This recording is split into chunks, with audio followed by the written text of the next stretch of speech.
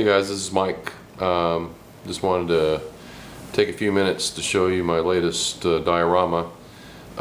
Just got back from Houston last week at the LSR NMRA convention and had a great time. The guys down in Houston did a good job on clinics and all kinds of cool stuff to do. We went on some layout tours, saw some great layouts. The highlight was Gil Freitag's Stony Creek and Western. It's one of those legacy layouts that you have to see in your lifetime, and it lived up to every expectation I've always thought about it, seeing it in Model Railroader and everything, along with some other really crazy size layouts. There was one that was over 3,000 square feet in narrow gauge HO, which was just amazing. I also wanted to just give a shout out to my Train Life friends, Rick Phelps. I'm glad you're feeling better. Barry over in the UK, I'm glad to see that you're healing, and hope that you can get back to your models pretty quick. Shout out to Ian, also Bill Groder, Graham, John, Donald Miller. The list goes on and on. We've got some really talented folks on Train Life, and I'm glad to know you. It's really refreshing to go onto a website and just get some really good tips and encouragement and ideas from some really talented folks out there. So you know, I wish I could name everybody that I take these ideas from and advice and so forth, and it's greatly appreciated. So anyway, so without further ado, I'm going to show you this diorama. I'll be right back. Hello again. This is my latest diorama. It's called Goober's Garage. If you hadn't heard, George Lindsay, who was the actor who played Goober Pyle on the Andy Griffin Show, just recently passed away. So I thought it'd be kind of cool and fitting to do a small diorama with his namesake. But this is a little diorama that I did for the Houston convention. I've got it in the dining room because it's kind of big. I can't just put it on my workbench. But anyway, it's a HO scale, and it's just a small 1940s, 1930s garage that you might find during the war or during the Depression. Here's the side fence that shows Goober's Garage on it. Anyway, this was a lot of fun to build. I had a chance to really do some new stuff on this one. As you can see on the bottom here, there's some cobblestone. I got this hydrocal cobblestone. I was able to mimic roads at the time, brick roads at the time, fairly well.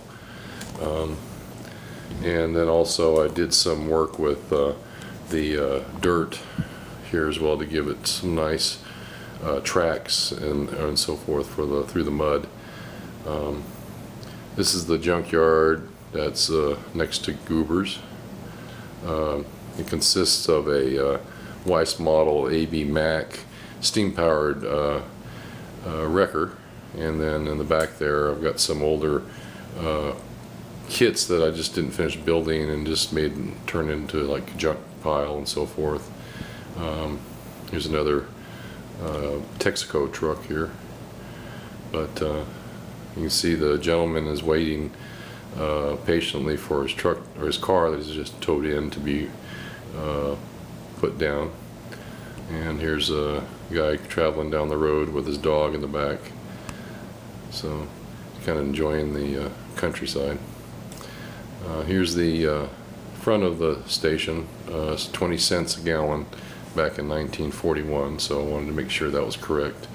Here's a gentleman reading the newspaper as he waits for the guys to put new tires on the front of his car. This is kind of a nice scene. Excuse the lighting. I had to bring in some lights to this room rather than my workbench, but anyway. So here's the front, and then I'm going to pause it here and show you the back. Here's the back of the garage. I've got an old Model A sitting back there, a Model T in pretty bad shape. If I can get in here closer, can see the roof's caved in and everything. And then they're working on like a 30s style car inside the garage. But it came out pretty nice, pretty happy with it. I used a static grass applicator that I've designed, and I've got kits for, by the way. If you guys are interested, just let me know. But it's a really nice little tool for getting grass on your dioramas or your layout and so forth.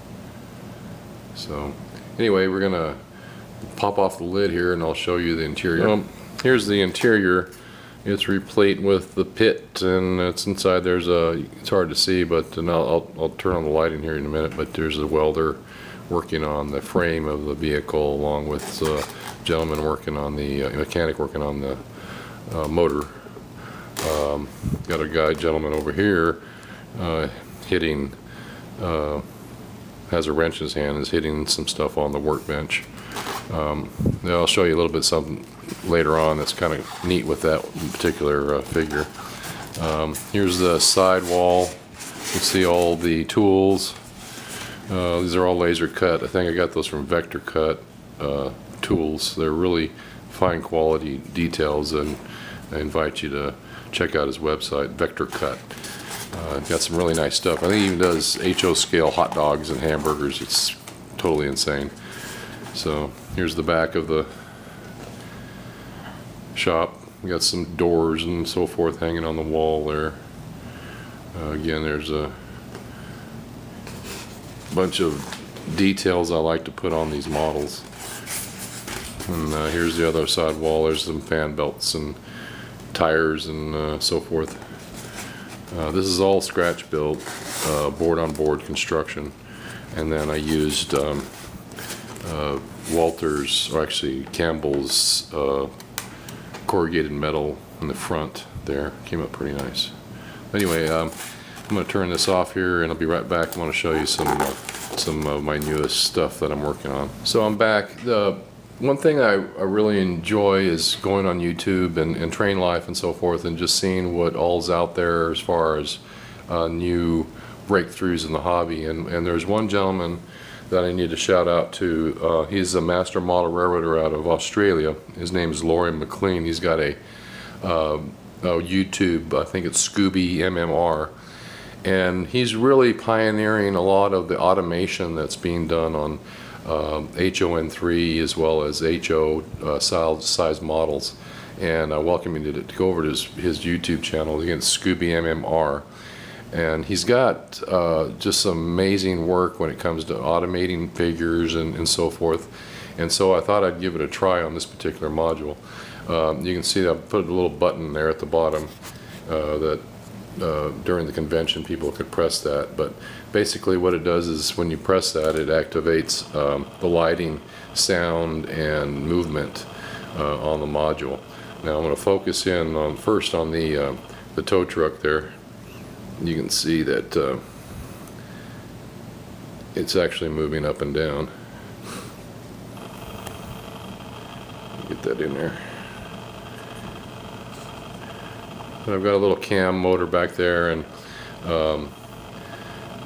it actually goes up and down like it was being towed by the tow truck.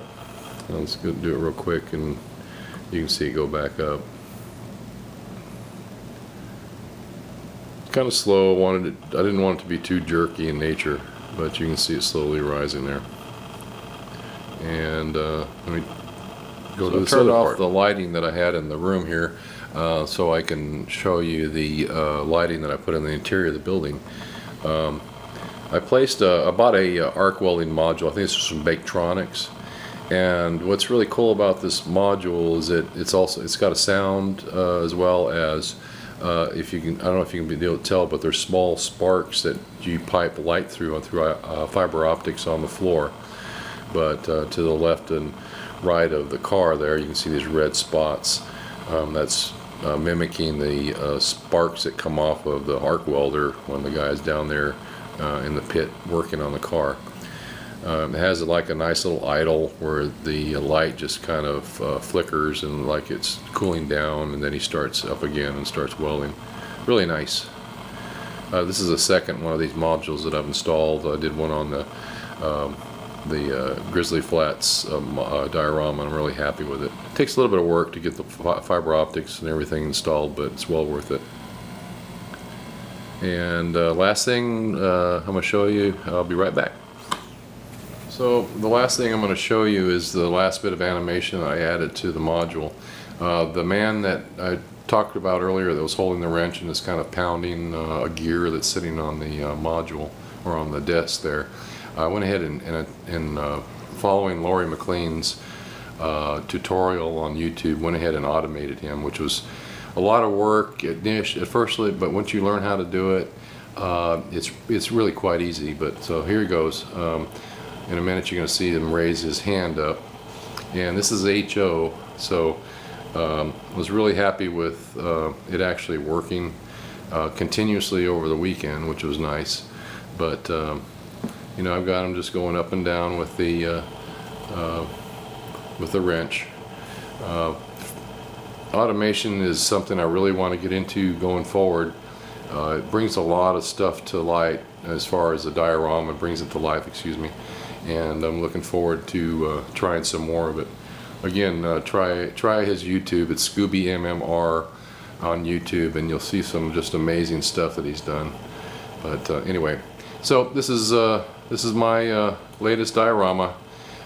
I hope you like it, and I'm going to be taking a break from modeling for a while so my wife doesn't get too terribly irate. And I appreciate you listening to this long-winded presentation, but I hope you enjoyed it. All right, until the next time, this is Mike. See you later. Bye.